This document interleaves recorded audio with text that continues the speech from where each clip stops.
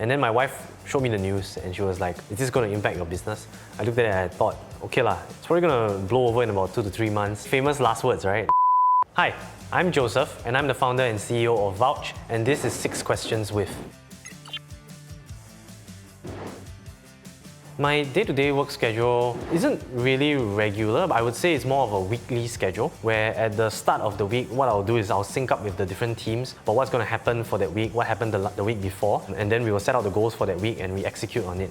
Then the later part of the week for me is more about my own job scope, the things that I need to do as a CEO, whether it's in terms of fundraising, manpower planning, things like that. So the later part of the week for me is more focused on those individual things that I need to execute on as a CEO.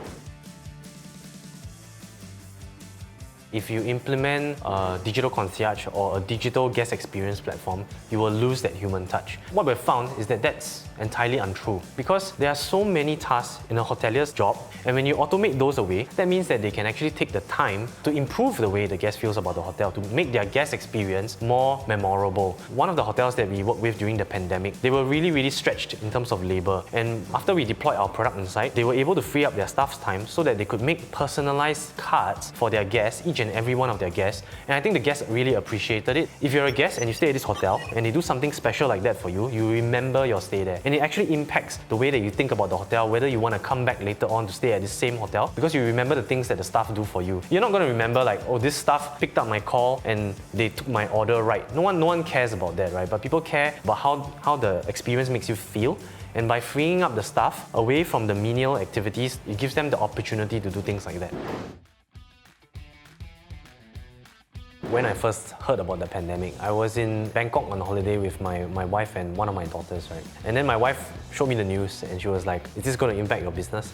I looked at it and I thought, okay lah, it's probably going to blow over in about 2 to 3 months. Famous last words, right? We were sitting in the office. At that point, we were not in this office, we were in a different office. And suddenly someone told me, Joe, did you know that they just banned Chinese tourists? And I heard that, I was like, this has never happened before. And Chinese tourists make up such a huge part of our travel, right? And if Singapore is banning Chinese tourists, I'm sure all these other countries are going to start doing the same. So then that's where we started to realize, oh my God, this is really something, right?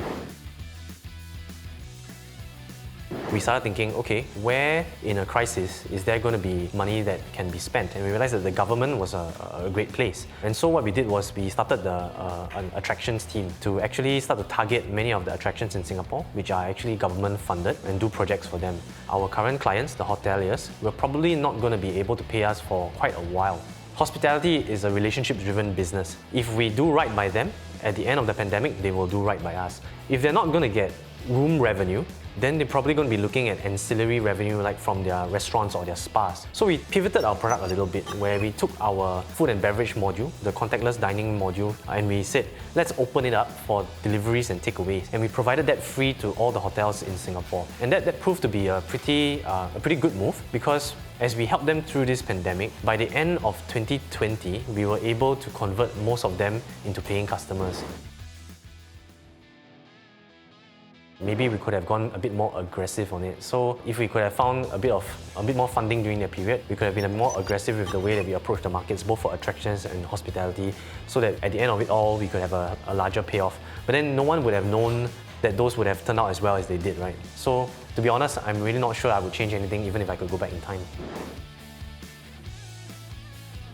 I think that every entrepreneur, at some point, they will start to think about their family, right? And it's the same for me. So if I had the option, if one day maybe we could have a nice exit, I think a second career choice for me would be a full-time dad. I want to be able to spend more time with the kids, to see them grow up, to help mold them into people that I hope they can be. Right now it's a bit of a challenge, but if I get that option sometime down the road, I would definitely be looking at that. And that's all I have for you today. Again, my name is Joseph, and thank you for watching.